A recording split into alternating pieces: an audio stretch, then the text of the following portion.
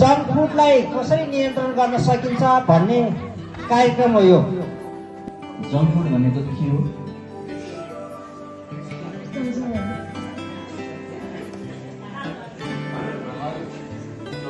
जुन हामीले खाइरहेका छौँ त्यसले केसम्म असर गर्न सक्छ त भन्ने कुरा हामीले तपाईँहरू समक्ष ल्याइरहेका छौँ।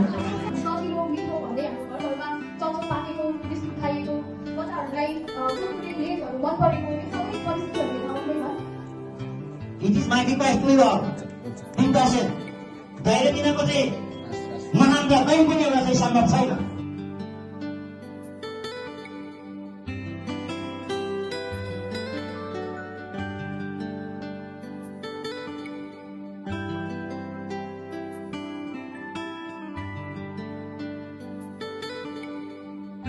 जङ्क भनेको चाहिँ के हो भन्दाखेरि इङ्ग्लिसमा जङ्क भनेको चाहिँ त्यसलाई नेपालीमा यदि हामीले रूपमा गरिदियो भने जङ्क भनेको फोहोर हो र फोहोर खाने जङ्क फुड फुड भनेको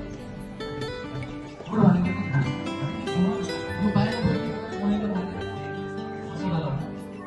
यो मसला के हो भनेर हो मोनोसोडियम ग्लुटामेट 12-13 वर्षको बच्चाको पेटमा चाहिँ घाउमा अल्सरमा हामीले आजसम्म नदेखेको कुरा मेरो मुखबाट सुनिसक्यो कि सायद यसलाई रोक्नुहुन्छ होला है। नयाँ औषधि आएको छन् तर रोग चाहिँ घट्ने नाम लिएकै। हामीले जुन काम गरिरहेका छौँ, हामीले जुन एक्टिभिटी गरिरहेका छौँ त्यसको इम्प्याक्ट के हो त, असर के हो त?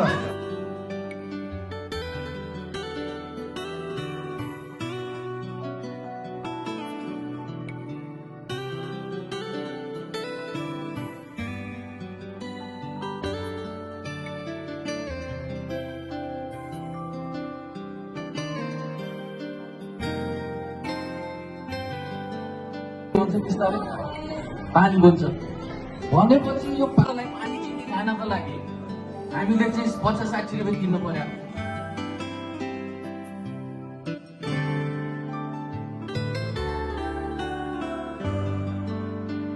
म्याक्स प्राइभेट लिमिटेडले विगत लामो समयदेखि चाहिँ स्वास्थ्य क्षेत्रमा चाहिँ यस्तो ट्रेनिङ एन्ड इम्पावरमेन्ट प्रोग्रामहरू चलाउँदै आएका छौँ।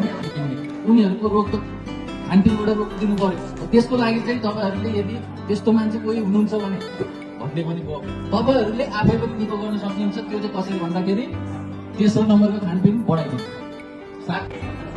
यो कार्यक्रमपछि म आशा गर्छु हजुरहरूले जति पनि अभिभावक यहाँ उपस्थित हुनुहुन्छ हजुरहरूले आफ्नो नातिबाबुहरूलाई चाहिँ यस्तो जङ्क फुड पदार्थ खानाबाट रोक्नुहुनेछ र